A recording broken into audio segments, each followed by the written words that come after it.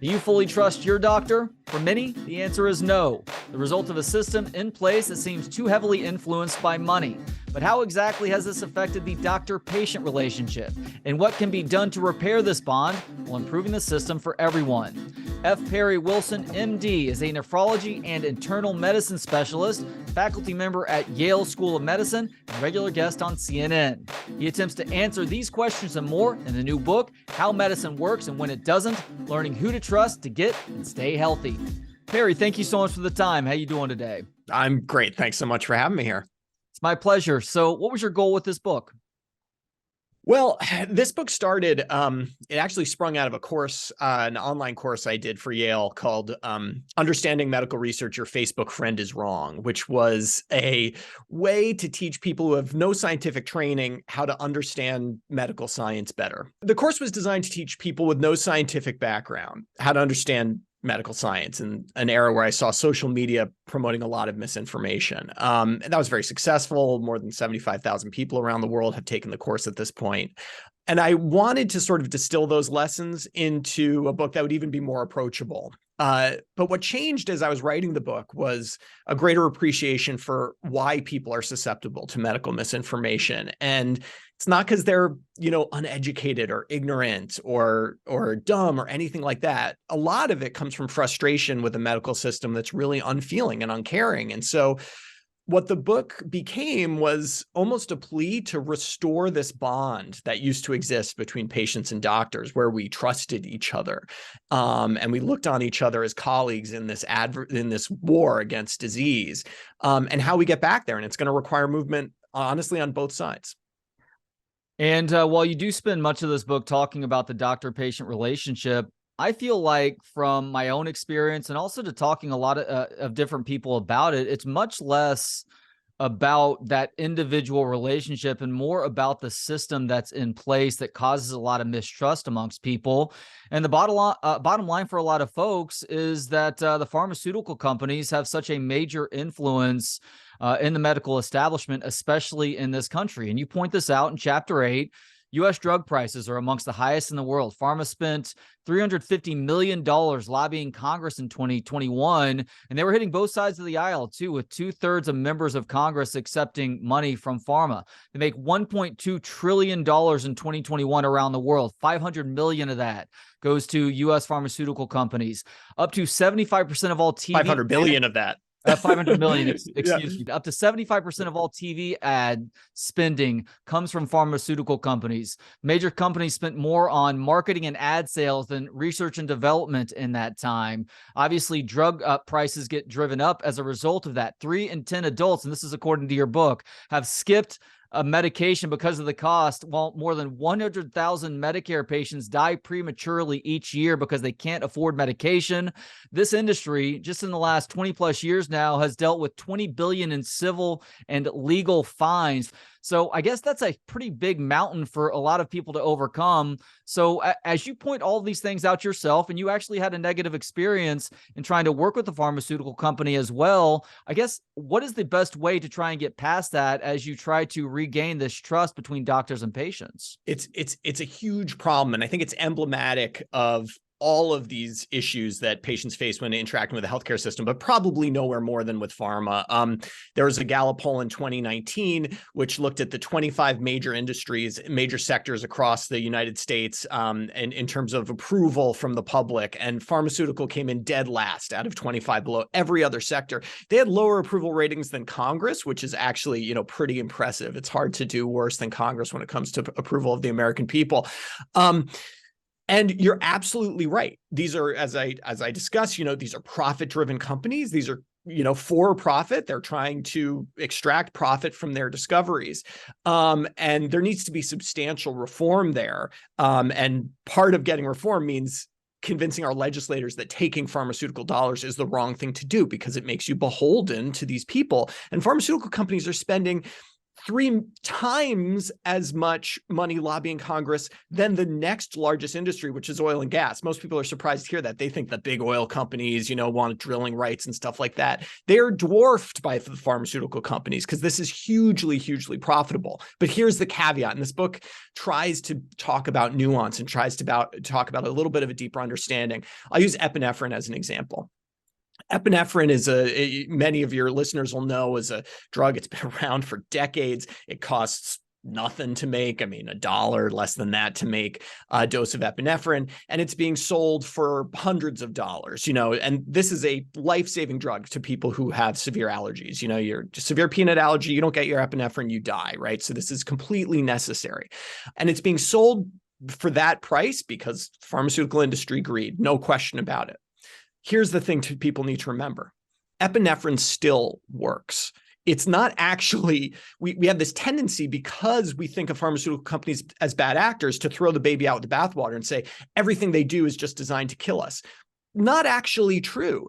And people make bad decisions because they hate those pharmaceutical companies so much they can't bear with the idea that their product might actually do something for your health. And the truth is, thanks in some parts to government regulation agencies, which have failures, yes, but broadly speaking, the drugs themselves are relatively safe and in many cases quite effective. I think epinephrine is a quintessential example. So we have to teach people how to separate that true emotional feeling and desire for reform of pharmaceutical industry, and I'm right on board with you for that, from this idea that all medications are useless, because they're not. In fact, one pharmaceutical executive I was talking to once said, the easiest way I can make money is having a drug that's really effective.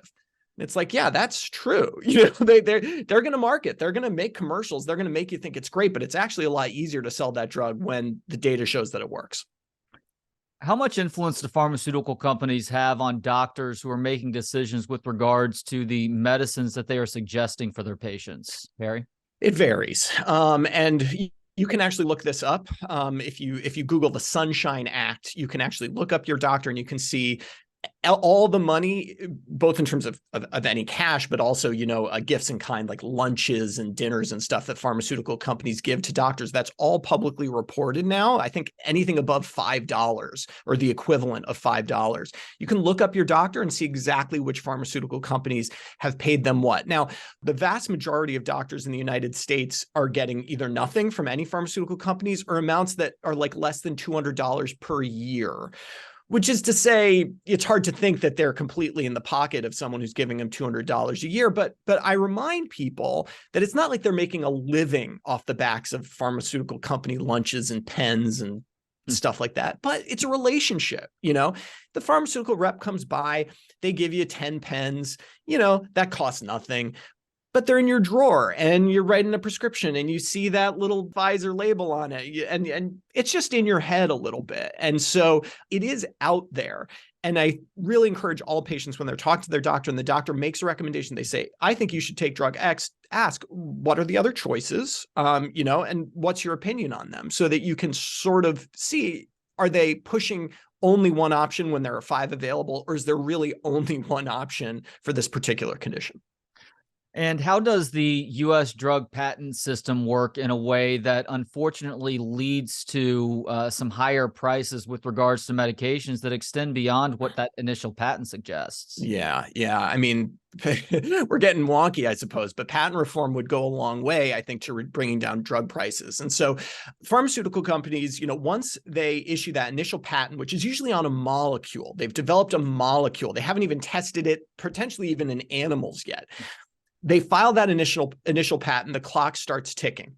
And depending on some provisions of the patent law, they might have between 12 and 20 years from that clock starting ticking when they have exclusive rights to market this. But it takes years and years and years to go from the cell culture to animals to finally human studies and to get that coveted FDA approval, which allows you to market the drug and actually sell it to someone.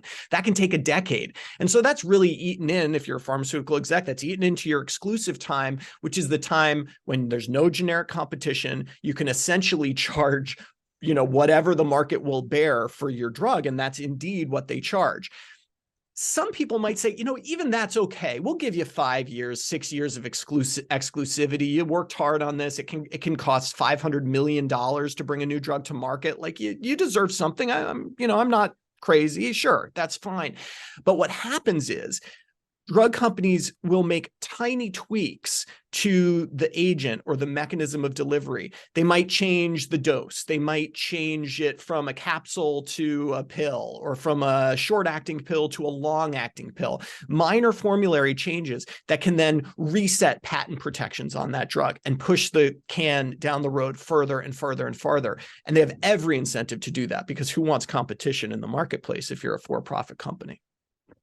And while a lot of people feel like generic drugs are the answer here, and obviously when a drug goes off patent, you can make generics that are much cheaper, you say it's not as simple as that. So why are generic drugs not necessarily an easy fix to this problem? Yeah, it is. It's one of those things people think, oh yeah, more generics would be good. The problem is, again, I mean, to some extent, that even generic drug companies are for-profit companies. So if you're a generic drug producer, you've got to look at the marketplace and you got to say, okay, if I make this drug, what's going to cost me and how much can I sell it for? And if you're the first generic coming in after a brand goes off patent, you can do pretty well, because you're going to sell it for, you're going to undercut the brand, but you're not going to undercut by too much, right? You can still make a profit. Well, if you're the next generic to come in, you've got to undercut both of those, and so on and so forth. And so you're ratcheting down every time your profit margins. And in many cases, there's no generic company that's willing to do that. It's just too slim a profit margin. So you end up with all these drugs. You have many drugs that are off patent and have no generic competition. They still are effectively monopolies, just because it's not cost effective for any generic company to get in there. For many, many more, you only have one generic competitor. And while cheaper, it's not that, maybe it's 20% cheaper. But remember, the drug price is already inflated by 50 times over manufacturing cost.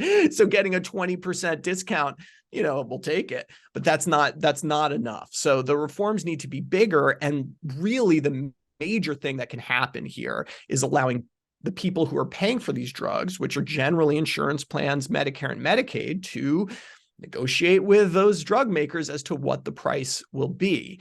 And of course, there's immense pressure against that. We actually now have a law that may come into effect in 2025, depending on the political winds in the United States, that does allow some negotiation for drug prices. I'm really excited to see how that affects things moving forward. But already pharmaceutical companies are increasing their prices in anticipation of the law that isn't active yet, that will allow the government to negotiate prices back down. So it's a real tough one.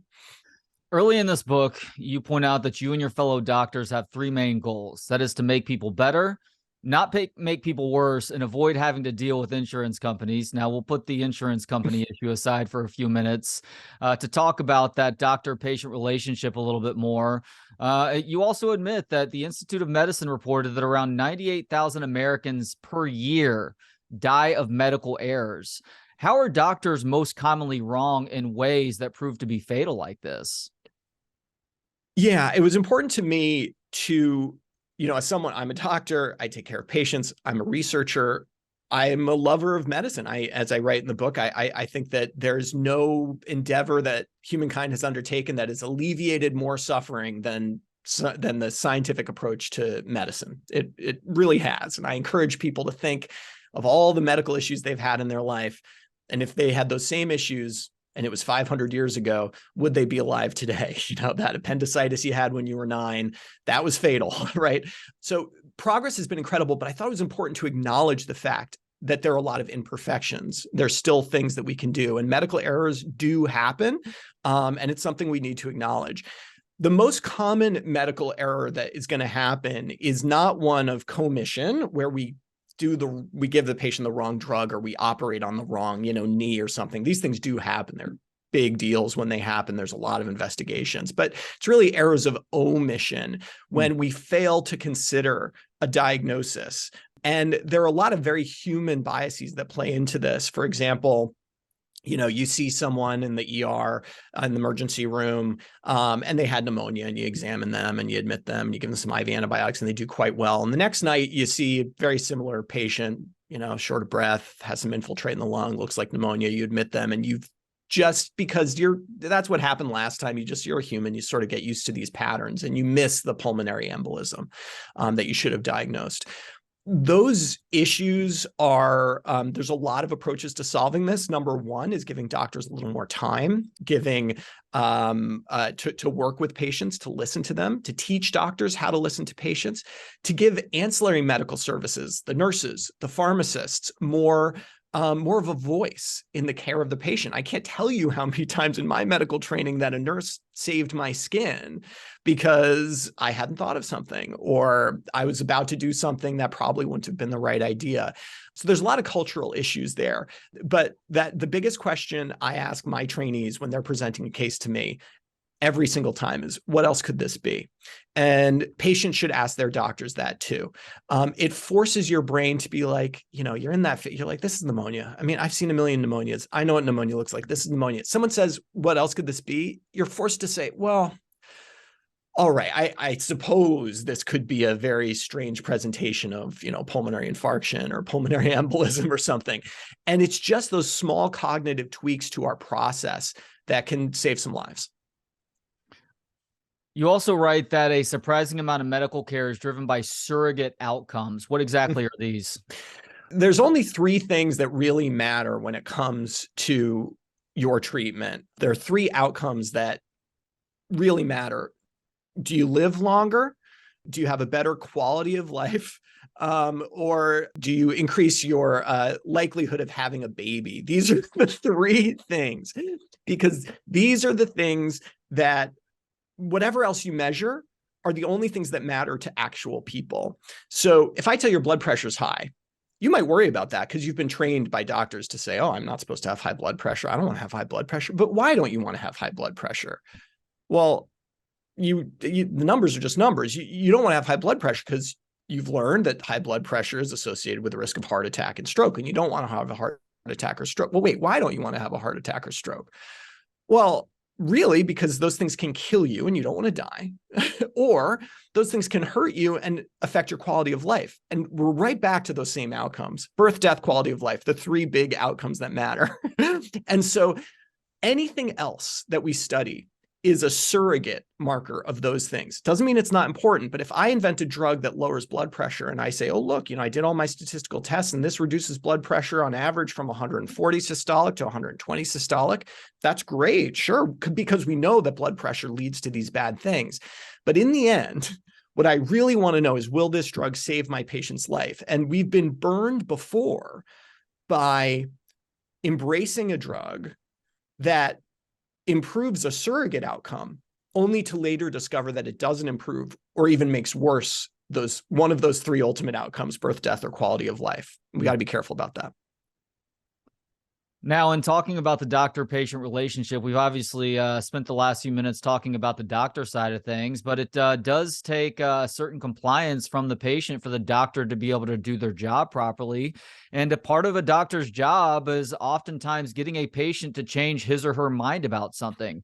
And you say that patients and people in general can change their minds for good and bad reasons.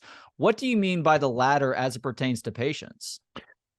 Yeah, changing your mind is tough. And I think it's a resistance to changing your mind or changing your habits that leads people to a lot of bad medical beliefs. The first part of this book talks about motivated reasoning, which is a major issue, both for doctors and patients. But from the patient side, this is when you make a medical decision based on what you want to be true rather than what is true. So, an extreme example: a patient gets a diagnosis of metastatic cancer, right? Nobody wants that. That's horrible news. They want it to be true that there is a cure available for them. Who wouldn't? They then decide, because they go online and they read testimonials, that, eliminating all processed sugar from the diet will cure their cancer. From standing back, if you're not in that situation, you look at that and you think, well, that's not a great idea, right? Like that's making a bad decision. And it is. People forego, therapies that do work to embrace these alternative therapies. And the reason why, though, is because those other therapies, cutting sugar out of your diet, allows you to believe something that you want to be true, that you can be healthy again relatively easily, which is something we all want. Changing someone's mind means reframing those motivations, reframing the motivated reasoning. And it's really, really hard. Now, you can do it for good reasons. And that's for that there's evidence, that you work on rationality. And importantly, you reflect internally to realize what it is that is motivating you to come to certain conclusions and be willing to embrace alternative conclusions. Of course, you can also change your mind for bad reasons, which is you go out there and you search and you find data that supports what you want to be true. This is this like cherry picking of information. And in the information age that we're in, the age of social media, everything is out there. You no longer have to go to the library to find some weird book that someone self-published in 1950 to discover, some weird plant that's a cure for cancer. You can just Google, non-chemotherapy cures for cancer, and you'll be presented with 1,000 different options, none of which are going to work for you, but all of them come with pretty pictures, testimonials, quotes, etc. And when that's what we want to believe, it's there, it's being fed right to us, and it leads people down some pretty dark and dangerous pathways, certainly.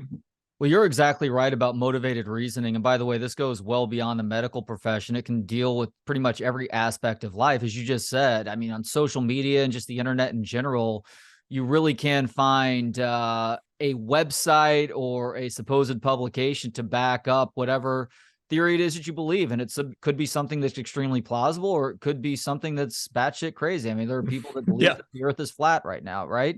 But you talk about different methods to combat motivated reasoning. It includes things like finding more data, but going outside of your comfort zone and doing so, understanding that there really are no guarantees in life, outsourcing or sharing your beliefs with others and listening to what they have to say in return, and also knowing yourself as well. I want to talk a little bit more about sharing your beliefs with others, because we are tribal people. I mean, it's what we've been throughout our evolution, is we find people that we have common beliefs in, and we stick with those folks. But especially in this day and age where it's almost like dialogue is discouraged and debate is discouraged, it's why it's all the more important to find people who don't necessarily agree with what it is you think, so you can take more information in to maybe make a more informed choice in the long run.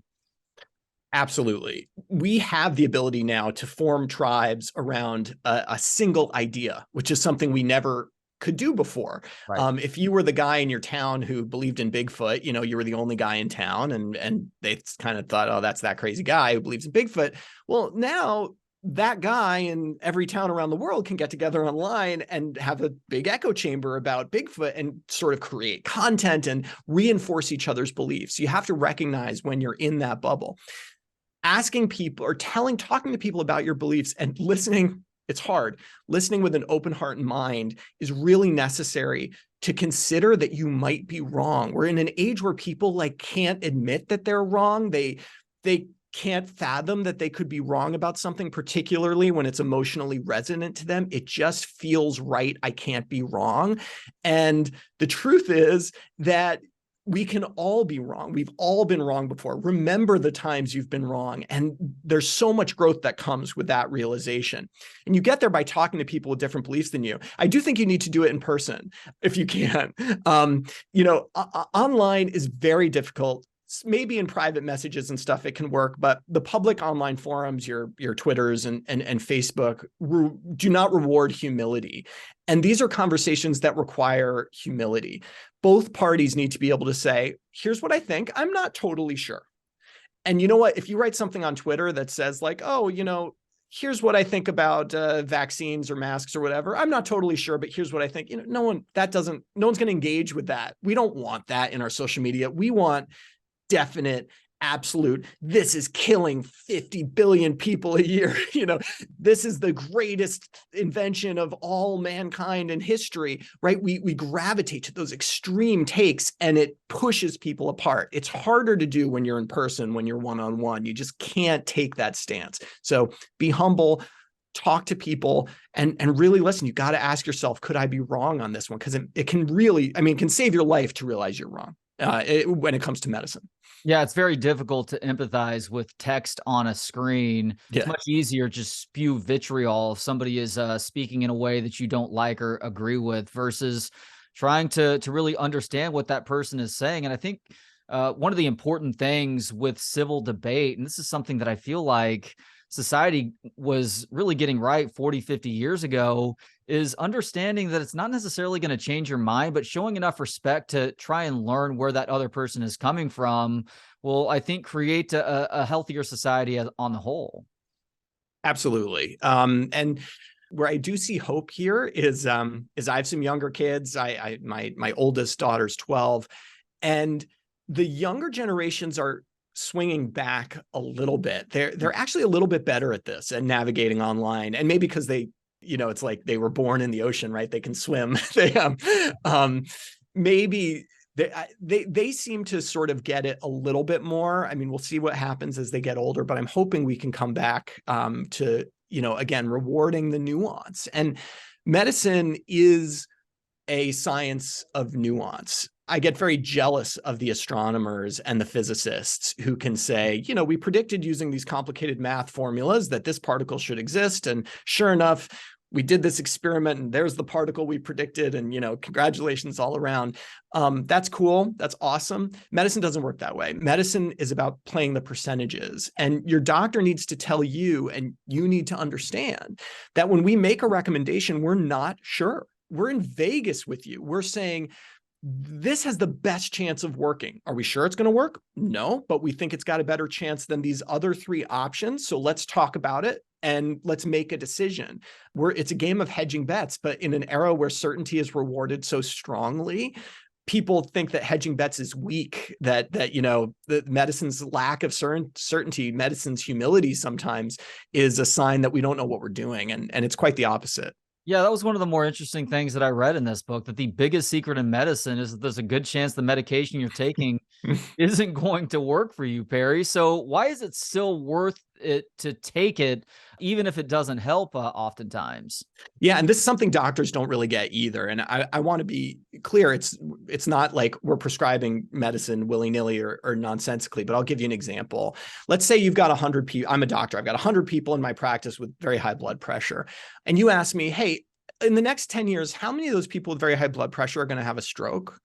I might tell you something like, well, the chance would be about 10%. So 10 out of those 100 will have a stroke. And docs are pretty good at this. There have been studies, we're pretty good at that kind of prognosis.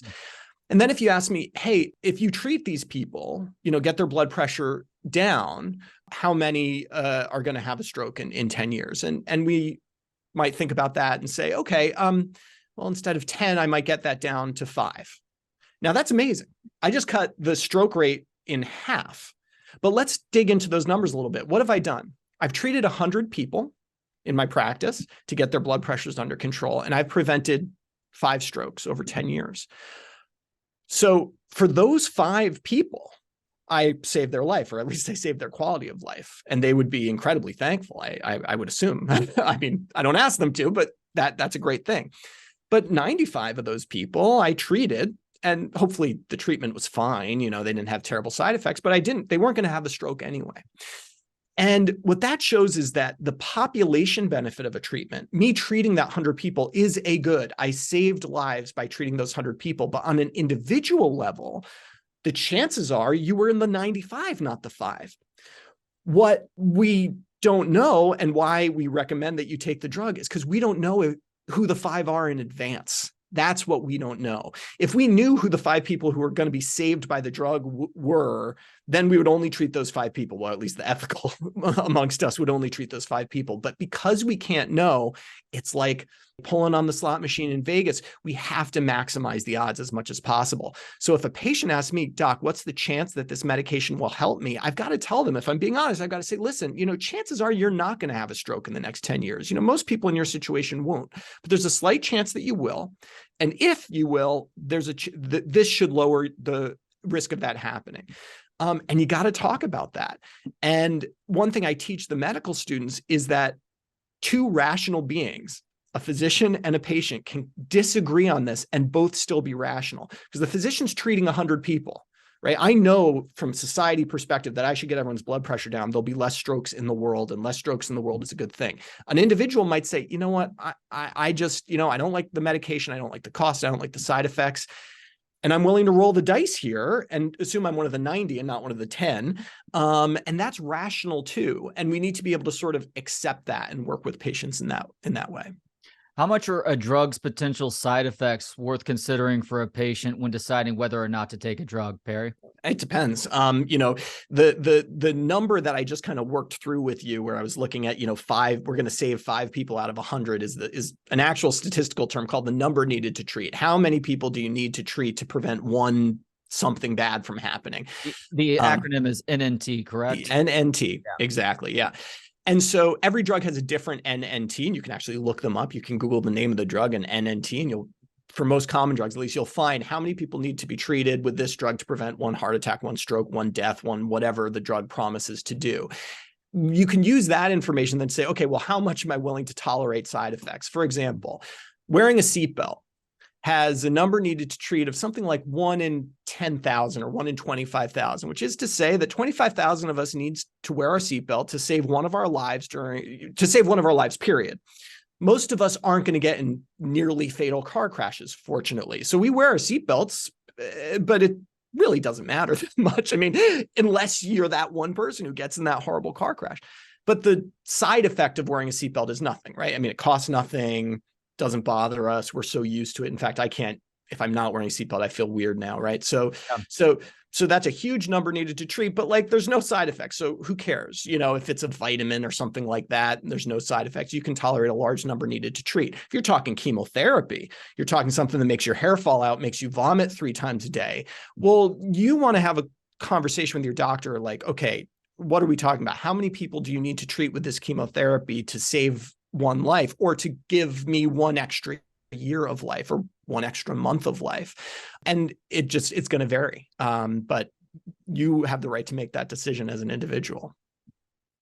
And you also talk about when there is no available cure to what ails the patient, for a doctor, there is still a responsibility that you have, and that is to help that person find meaning. How have you done this as a doctor in the past? Yeah. Viktor Frankl said, despair is suffering without meaning. And I think about that a lot. Many of our patients are suffering. Some of them are suffering because they have an incurable disease that may be fatal. Some with an incurable disease that isn't fatal, but is still life-altering, chronic pain, depression, anxiety. Some we have more treatments for, some we have less treatments for. But suffering is unavoidable in life. We've known this, the Buddhists knew this. Suffering is part of life. We will all feel pain. That's going to happen, but despair is avoidable. And I don't like my patients to despair. So what do you do when you've got a terminal condition and there is no treatment, right? There's this, some doctors feel like, well, we've got to give hope. We just make something up. We say, oh, I'll hang in there. Maybe next year there'll be a cure that comes out. And okay, I find this a little patronizing, to be honest. I think most of our patients are smarter than that. The key to me, and in the experiences I've had with patients, is helping them find meaning in that suffering. What can they do to, if they're going to be in this pain, if they're going to, feel this thing, to make their life meaningful nevertheless? And sometimes that's helping others. Sometimes it's, finding a community of people suffering from the same thing and supporting each other through that suffering.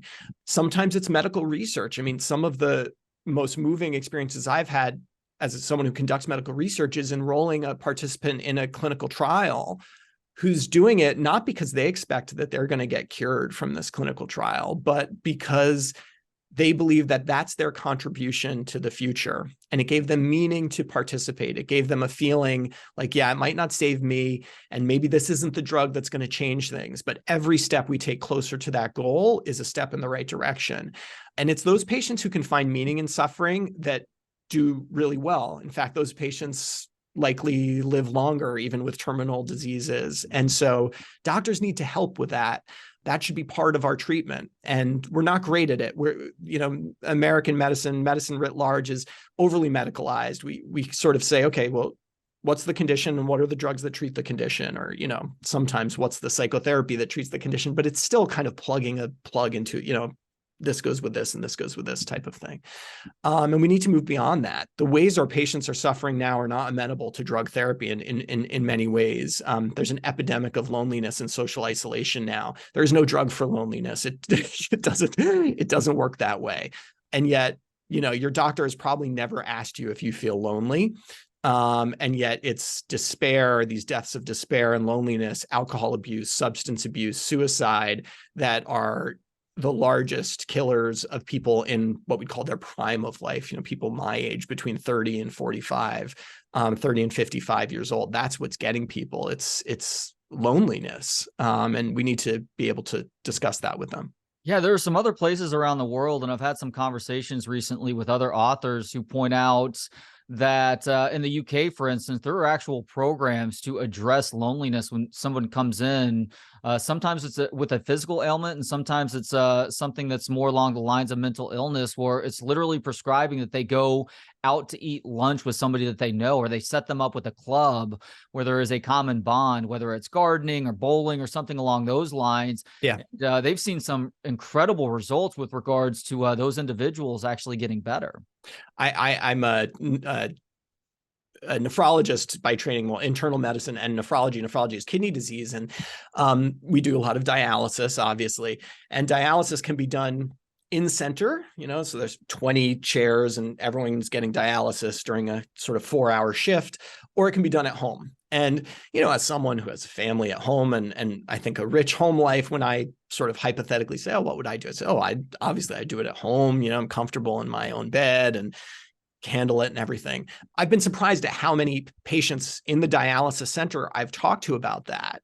And they say, no, like, I like it here. Like, I sit next to Joe here. This is a social activity, even though it's this medical therapy, there's blood flowing and, it's a very different context, but it's so important to humans. Like, we're social creatures. We need that part of our brain. And again, I don't mean to come down too hard on social media and the internet during this interview, but as connected as we are virtually, we've never been more isolated from each other, because the interaction with text on a screen or even picture or video is just not the same. It just doesn't click the same thing in our, dumb ape brains that needs to be part of something larger than ourselves.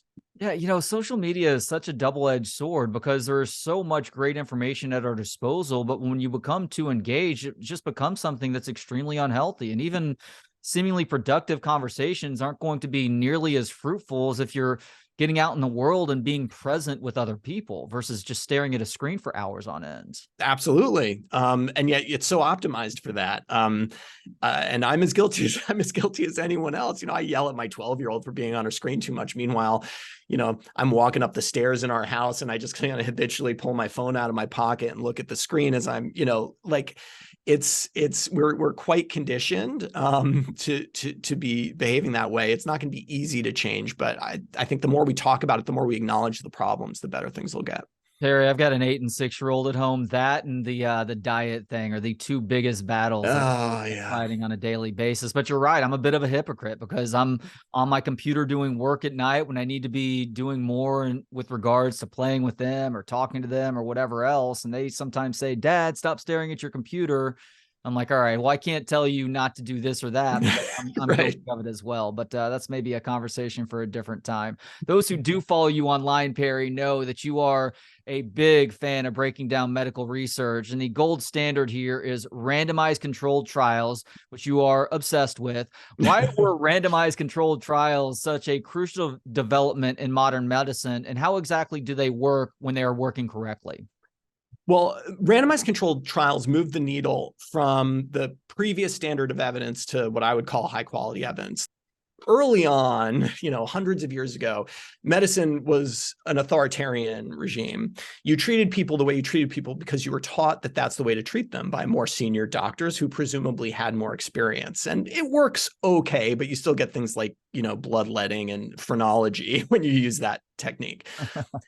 With the development of the scientific method, biologic plausibility entered into the realm. Something should work because it comports with how biology works. saying that if you kill a rooster and rub it on your chest will cure a heart attack, starting in the Renaissance, but maybe the 1800s forward, those types of beliefs are getting phased out because they're not biologically plausible. They don't make sense with kind of a mechanistic understanding of the universe.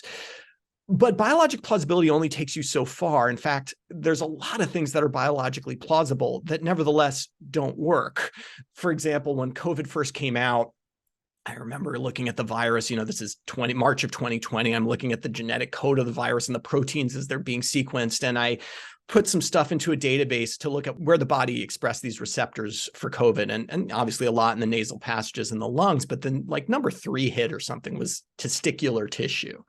So early on, I was like, oh man, interesting. Testicular tissue, it's biologically plausible that COVID will cause like infertility, like mumps does in men, and what a disaster that would be. Now, I didn't write about this at the time because I know that biologically plausible is the start of a medical hypothesis. It's not the end, because you can say, oh, that makes sense. Maybe, right? Makes sense. But is it true? You have to get data and test it. And the way that you test the biologically plausible thing is through randomization. The example I give for this is if I gave you a bunch of random people who take a statin, a cholesterol-lowering medication, and a bunch of random people who don't take a statin, who's more likely to have a heart attack? Well, most people say, oh, the people who don't take the statin because, statins are supposed to prevent heart attacks. Well, actually, no. The people who are taking statins are much more likely to have heart attacks than the people who aren't. Why? Because who takes statins?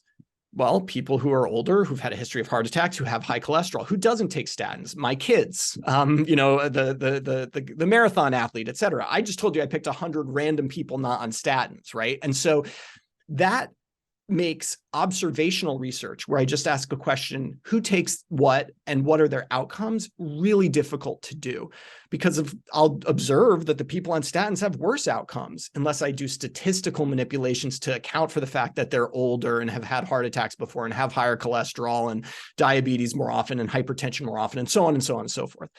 The way to cut through all that red tape is you take a group of people, presumably who are at risk of the outcome, so it's ethical, and you randomize them to either get a statin or not get a statin. Now your two groups are completely comparable. You just flipped a coin. The ages are going to be the same.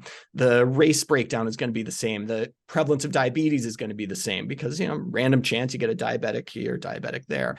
What's more important, even the things you can't measure easily, the person's mojo, as I call it, just some ineffable quality about them, that will also be balanced between the groups. That's the power of randomization. Then you carry those groups forward and you can actually see what happens. And once we started doing randomized trials, we found that biologic plausibility messes up sometimes. One case is where we knew that people after heart attacks were dying. Even if you got them through the heart attack in the mid 80s, many in the next few months would have a sudden cardiac arrest due to arrhythmia.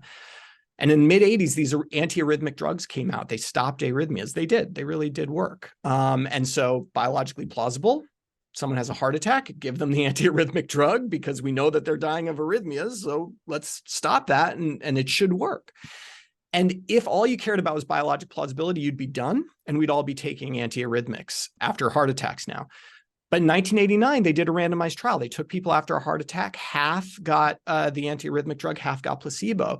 And the death rate from sudden cardiac death was 5% in the antiarrhythmia group and 1% in the placebo group. So yes, it stopped arrhythmias, but it was killing people. People always kind of their minds blown by this. How did no one know? But the truth is, if you're a doctor treating a patient with an antiarrhythmic drug, how many people are you caring for in your practice that had a recent heart attack? 10, maybe if you're a big practice with a lot of heart disease, 50. And if the death rate in those 50 is 5% on an antiarrhythmic drug, well, that's 2 people. Is that enough signal for you as an individual to say like, oh man, these drugs are bad? No, you would just kind of say, oh yeah, well, people die after heart attacks. These things happen, that medicine is imperfect. It requires large scale data gathering to actually learn the truth, especially, when you're talking about these small percentages. And that's why randomized trials are just so powerful and so important, because anecdotes and stories, this person died, this person didn't die, this person got this drug and all of a sudden they were better and they were running marathons and this person didn't. it really boils down to nothing unless you have all the data in one place. When randomized controlled trials go wrong, how are they going wrong? Well, they can go wrong in some different ways. Oftentimes it's the trial design. So the people who design the trial can pick the wrong outcome. For example, I've already told you that there's 3 important outcomes. There's birth rates, death rates, and quality of life. And anything other than those 3 outcomes could potentially be a wrong outcome to pick for your randomized trial. Now, there are reasons people pick surrogate outcomes like blood pressure change for their randomized trial. It's easier to observe. It happens much more commonly than death, fortunately. So you don't need to enroll as many people. That makes the trial less expensive. So these are often important steps to those more definitive trials, but that can go wrong. They can design the intervention and the control group so that they are not testing things appropriately. You know, the classic design of a drug trial is you have a drug and you have a placebo, which is a sugar pill or, you know, something, but you got to even be careful about that sugar pill. It should look the same as the drug. It should, presumably, if the drug has kind of a weird effect that patients might recognize, for example, some drugs kind of give you a funny taste in your mouth or something like that.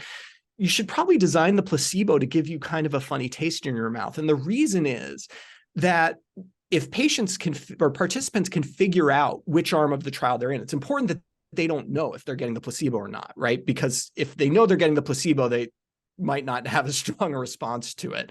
But if they can figure out, oh, I must be getting the drug because my pee turns blue, you know, and I know that's a side effect of this drug, but it doesn't happen in the placebo group, you're going to get bias in your results.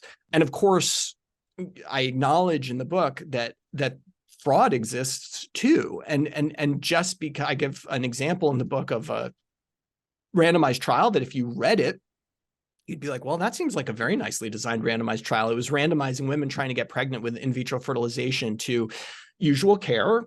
Fine, that's the control group, versus intercessory prayer, which is, you know, they had prayer groups praying for them to get pregnant. I'll make a long story short and say it was a very nicely written trial, seemed to show very strong effect of prayer. It turned out to just be a fraud. The data was just made up entirely. The women, as far as we can tell, didn't even exist. And so you do have to remember that, like, you can't believe everything you read. But so I'm not saying because randomized trial, I'm obsessed with randomized trials, that every randomized trial is an immediate, you know, embrace this thing and believe in it for me, but it's the best of what we have.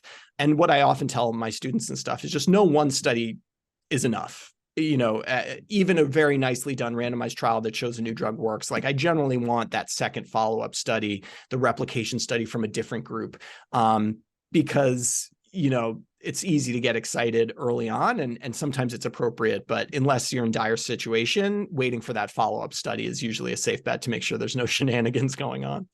How difficult is it to have somebody try and carry out a study of replication? Because oftentimes scientists, they want to make their own discovery, and replicating it means in a way copying somebody else's work to see whether or not it's true. So is that a difficult request at times in the research community?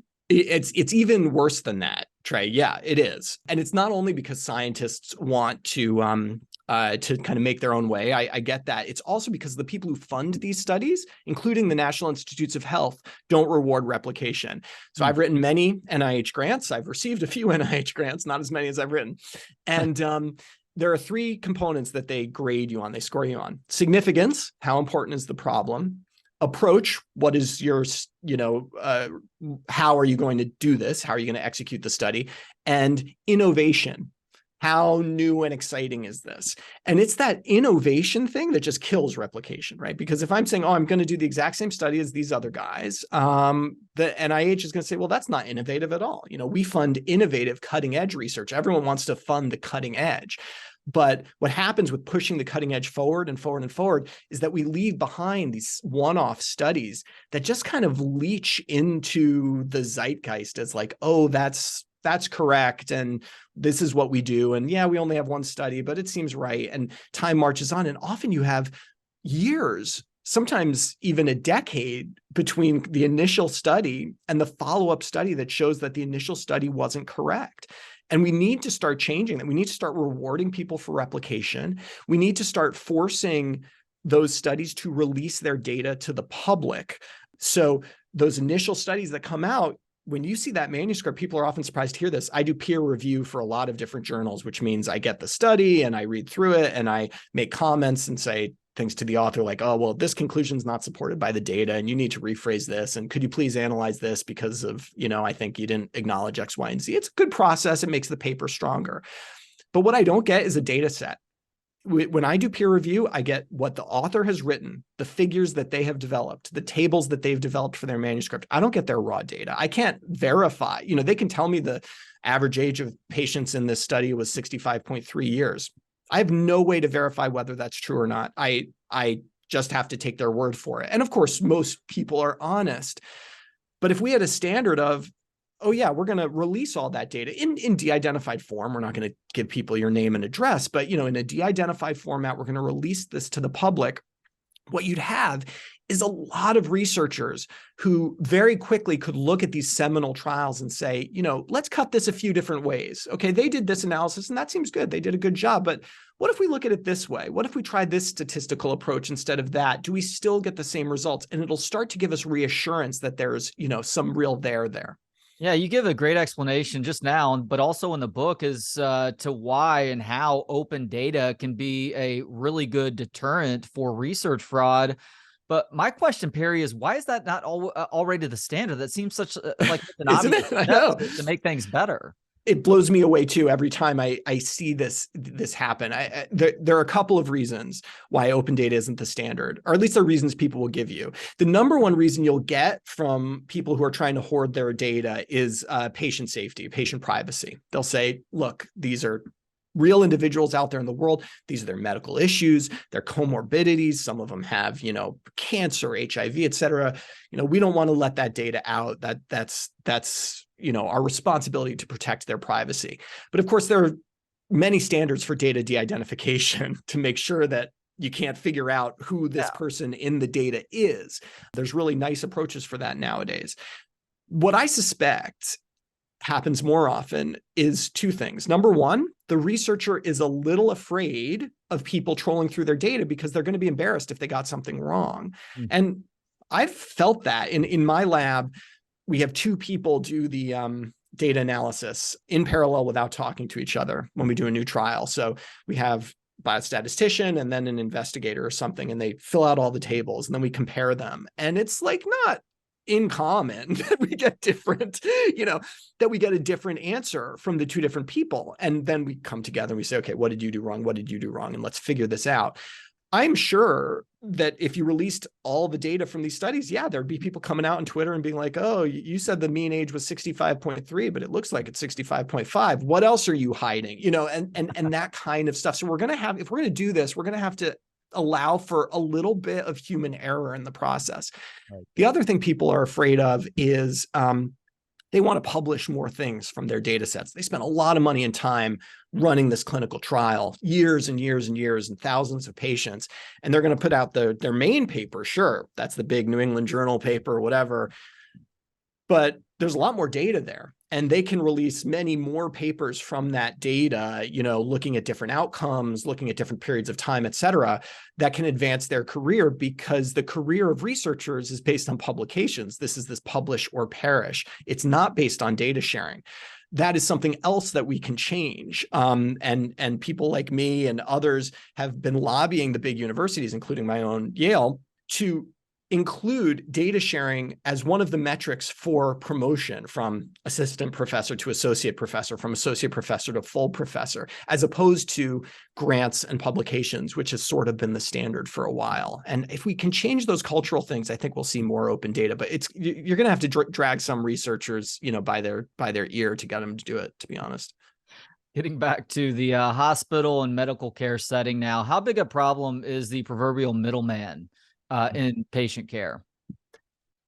Well, there's so many middlemen. The middlemen, there are 10 administrators for every doctor in the United States. That is mind-blowing. Crazy. It takes 10 people to coordinate care around this physician, who's nominally is the one that knows what they're doing. The reason that you need so many administrators is twofold. Number one, we have so many different people who pay for medical care, from Medicare, Medicaid, private insurance, self-pay, a variety of other mechanisms. And all of those payments are the result of negotiations, not nationally, not at a state level, but between individual health systems and individual insurers. And those are getting renegotiated continuously. So there's all these administrators whose only job is negotiating with Aetna or Blue Cross how much your EKG is going to get reimbursed. And it's hugely, hugely wasteful. That's a big problem. The other problem is that a lot of the administrators in medicine, the sort of middle management, does not come from a medical background. They come from a business background. And what this has led to is the conversion of medicine from a, healing art into what resembles more a factory, right? These C-suite people, I sound so angry at them. These C-suite people with their MBAs and their suits, right? But you know who I'm talking about.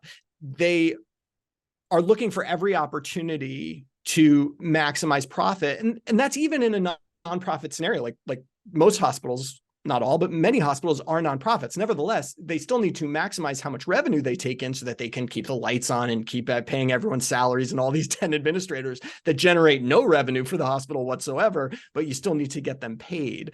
And so, you've got these C-suite executives who are viewing the process of seeing a patient in clinic the same way a Toyota executive views the process of getting a car off the assembly line, and using the same terms. I mean, we have like the Six Sigma people and the lean, manufacturing people coming to our clinic. And how can we get patients through quicker? How can we see more people? How can we, make this more efficient? Go, go, go, go, go. And what it means is that we're delivering care that might check off the boxes, but is not the quality that our patients deserve. And it's certainly not what doctors want to do. But doctors haven't fought back enough. And I think it's because they haven't realized yet that they're not management anymore. Doctors are labor now. 70% of physicians in the United States are employed physicians, employed by a healthcare system. They're not running their own practices. We kind of believe that we are. They let us believe that we are, but we're not. We have much more in common with the factory worker sitting in our office than we do with the guy in the C-suite that's telling us to see them faster. And if we start embracing that bond with labor, we might be able to start changing some of these things, but it's really going to take a movement. Yeah. My wife's a medical professional also. She's a family nurse practitioner, and it's one of her big gripes is this desire to speed things up, to shorten the amount of time that you have with each patient. One, because people aren't perfect. And for everybody that shows up 5 to 10 minutes early for an appointment, if somebody shows up 5 to 10 minutes late, all of a sudden you're well behind the rest of your day. And sometimes patients require a little bit more time than that allotted 15 to 20 minutes. So definitely something worth monitoring going forward. And obviously insurance companies, as you just mentioned, are a big part of the process here with the middle people. Is there an obvious way for you for how to make insurance more affordable to the average person?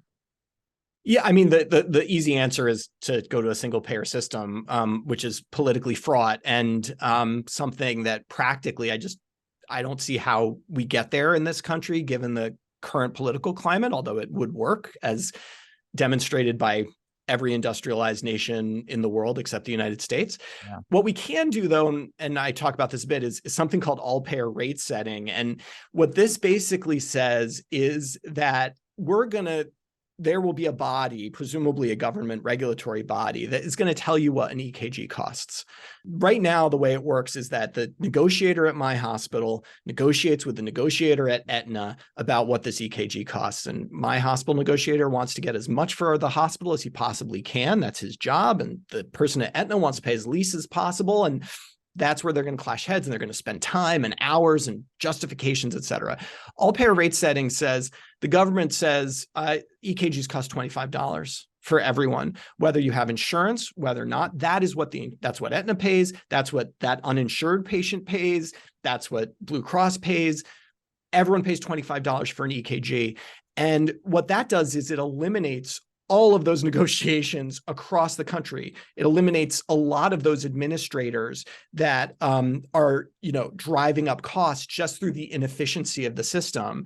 And it allows insurers to compete on things other than that: service, ancillary benefits, gym memberships, mental health, other things that are really important.